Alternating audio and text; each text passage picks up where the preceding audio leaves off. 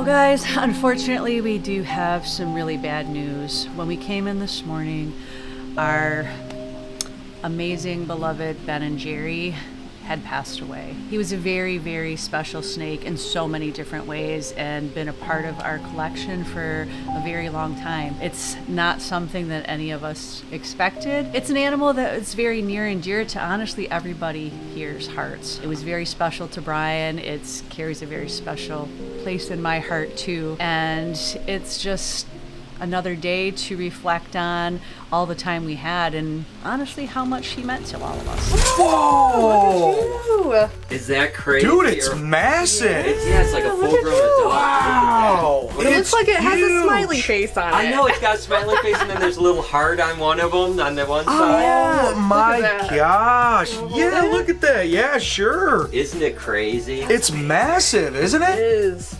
Wow. That one I think. Good investment this Yeah. time. This time Yeah. it was smart. This time it was smart. Look at the little dual tongue action. I love What's that. its That is name? so cool. Okay, so they've been calling it Ben and Jerry. Oh, okay. Not too bad, right? Yeah, not too bad. I asked everyone in the comments to leave a comment to see if you like to keep it Ben and Jerry. Should we change it? I kind of like Ben and Jerry, but hey, I'm open for suggestions. But look at that smiley face. Hello. So cool. Dude, that is so crazy. Isn't it wild? It's so big. It's pretty, too. It's really is. Yeah, so that's awesome. So there it is, guys. Sweet. And Ben and Jerry are settling in really nicely. They seem to be doing absolutely incredible, and tonight is their big reveal here at the Reptarium. We're open up, and for the very first time, people can come and actually see these two little monkeys right here. I am so excited to share this. Now, I'm not going to be pulling them out a ton this weekend, obviously, because I want them to settle in. I don't want them to overstress, but, you know, they will definitely be here for you guys to take a look at. It's going to be absolutely incredible. So this is the first time Ben and Jerry have been out. What do you think? So you guys are all the way from Chicago, seeing Ben and Jerry. You guys are from Cleveland, is it? Northeast Ohio. Northeast Ohio. And Panama's in the house over here. Oh my gosh, what do you guys think? It's the best thing ever. It's awesome. Yeah, it's nice to be able to share. Of course, we got Brennan here. What do you think, man? Dude, it's awesome. So any of you who have followed the vlog would know back in 2018 is when we actually got Ben and Jerry. Good friends of ours, John and Amy Mack, actually produced him back in 2015, and they had him for 3 years, and then we were open the Reptarium, and they were generous enough to let us purchase him to have for our amazing place. And you know, that was a great opportunity that we had. So anybody who knows anything about two-headed snakes is honestly most of them do not live even 1 year. If they make it past a year, that in of itself is almost a miracle. So the fact that he was already 3 years old when we got the opportunity to get him kind of made him almost bulletproof. He was thriving, he was great. He was actually a pet in their office, believe it or not. So it was very lucky of us to be able to find such an amazing animal. So that means Ben and Jerry were actually 10 years old, which for a two-headed snake is actually a pretty good life, and for a California kingsnake as well. We were fortunate enough for that. Obviously, we would always want more, but that being said, he did have a really good long life here. Of course, Ben and Jerry are just such amazing animals, right? Because they're so freaky. I mean, people come just to see Ben and Jerry because where else can you go and see a two-headed snake? I mean, they're just so interesting. Of course, it's called polycephaly. It's basically just a conjoined twin, right? When they were in the egg, they were supposed to be two baby snakes, like twins, and they formed together into one body. And as we know, the vast majority of them don't actually survive. But thankfully enough, once they hit adulthood, like Ben and Jerry, they typically do really well. And I am absolutely obsessed with this animal. I mean, every day I come in, I look at it. I've had them now for over 2 years, and still every day I am blown away. By the way, for you guys asking, this is Ben, that is Jerry, and if you want to know how I know the differences, Ben's always on the left side, Jerry's always on the right side. They don't switch. Ben is the dominant head, of course. He does most of the eating. Jerry eats every now and then from time to time, but they share the same digestive tract, the same stomach, so even if Ben just does all the feeding, they're completely fine. They are just amazing animals. So doing the math from how old Ben and Jerry is, he was actually 10 years old, which is a very long time for a two-headed snake. And as many of you know, there can be a lot of complications and really weird things happening with that. With Ben and Jerry, because of the way he was conjoined, he couldn't eat anything bigger than a fuzzy mouse. So that was something that was a little bit complex that we had to do. So instead of eating one adult mouse or two adult mice, as most adult king snakes would do, we would have to feed him several fuzzies every feeding. And the interesting thing with him is both of his heads ate too, which sometimes with two-headed snakes, only one head will eat, or maybe neither. Even the way that Ben and Jerry ate was something that was very unique and something special just for him. Come on. Come on. Come on. Ah, there you go. Good job, guys. Good job.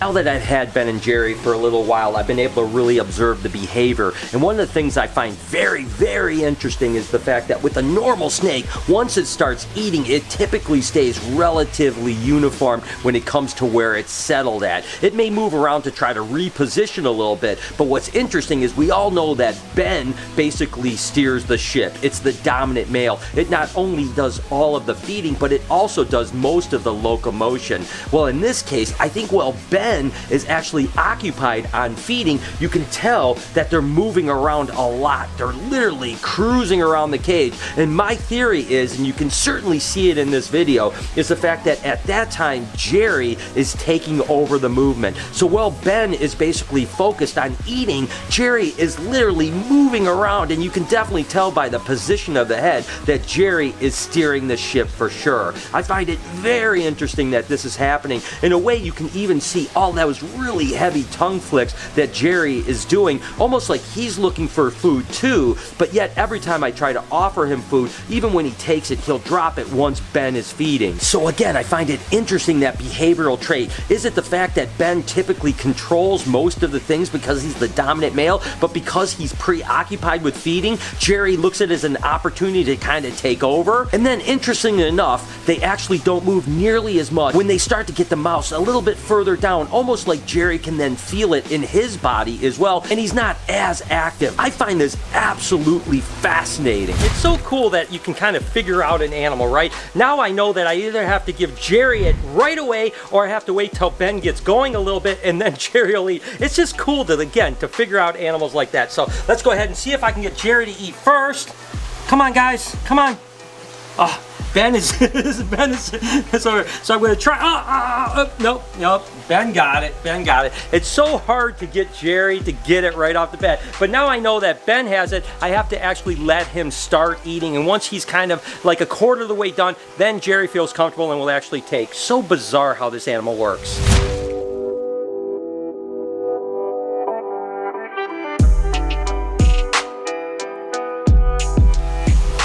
Oh my gosh, Jerry just took it. Jerry never does that. He always wants to wait till Ben is eating, but I figured I'd just go ahead and give it a shot. And sure enough, Jerry ate it too at the same time. How crazy.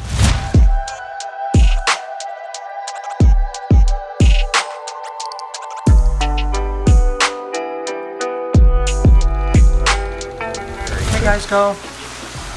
Whoa. Oh, come on, Jerry. There it is. Both of them took it. All right, cool.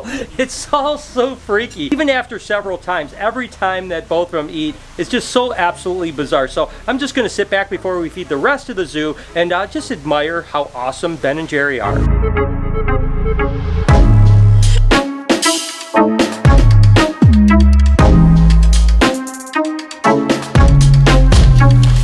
Special animals here at the Reptarium actually is a very good teaching tool when it comes to people of all ages. And so having Ben and Jerry was definitely something that you could not see hardly anywhere.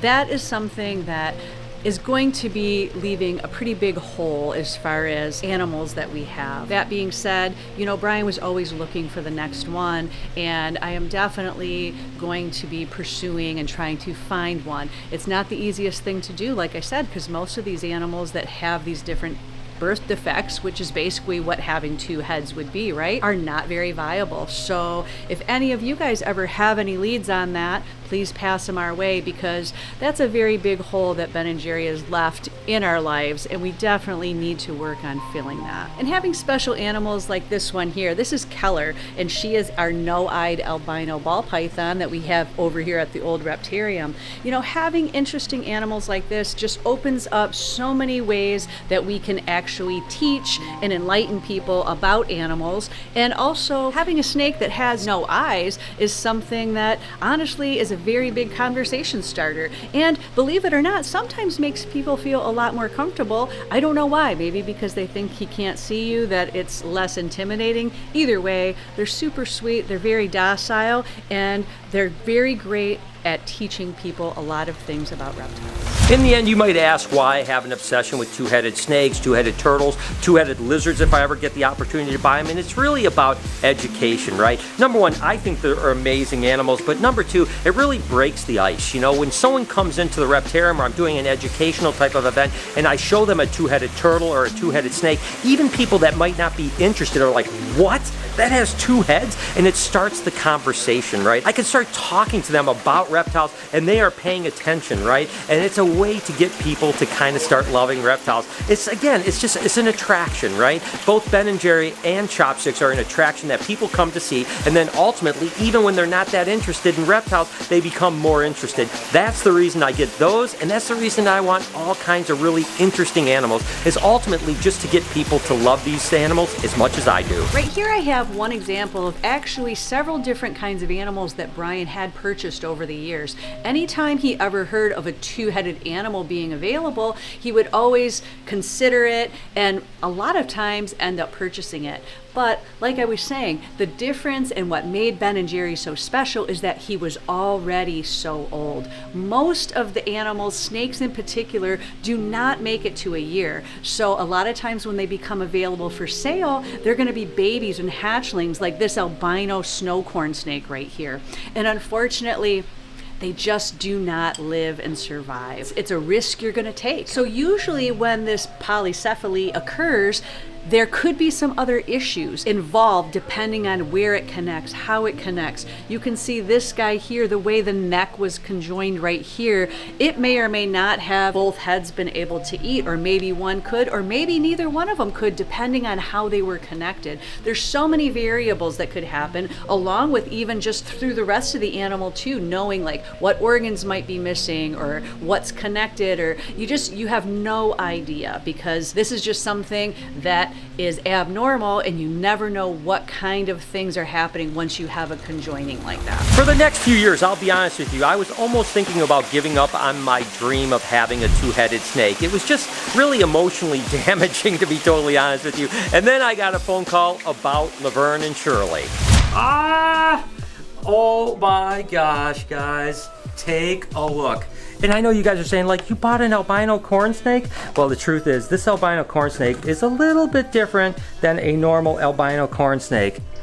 Take a look at this, guys. Whoa, my gosh!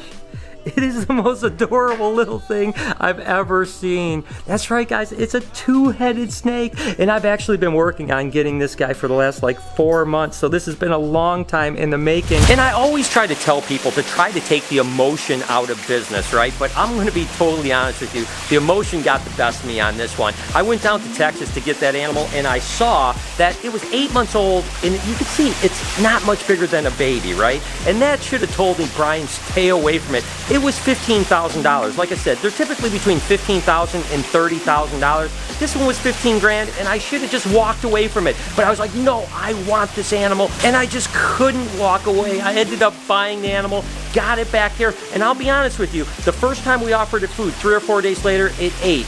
Unfortunately, literally 10 days after I got it, I opened up the cage, and they were dead. So there it is. I mean, how freaking exciting is that she ate? Oh my God, I've always said that that first meal is so important with any animal that you're getting, especially a two-headed animal. I was told she ate, but you know what? I was still nervous. I thought, what if she doesn't eat? And when I first offered, she was a little reluctant. I thought, oh no, it's gonna be horrible. But then she ate, and how incredible was that? And I'm gonna be honest with you guys, I still don't know why that I preserved these guys. I've never preserved any animal ever in my entire life. But the first thing that happened, I was so so just like distraught. I was like, I've got to save these somehow just so I could keep looking at it. And now a few years later, it's kind of the first time I've taken a look at them again. I'm not going to lie to you. The pain has hurt so much I just didn't even want to look at them. But it is kind of cool that now I can actually put them maybe on my desk or something like that and look at them, because it is pretty cool. Don't get me wrong, I wish they would live and I wish they were adults, but at least I have some remembrance of them. And honestly, guys, at this point, I really did think the two-headed quest was over. Unfortunately, Ben and Jerry passed overnight,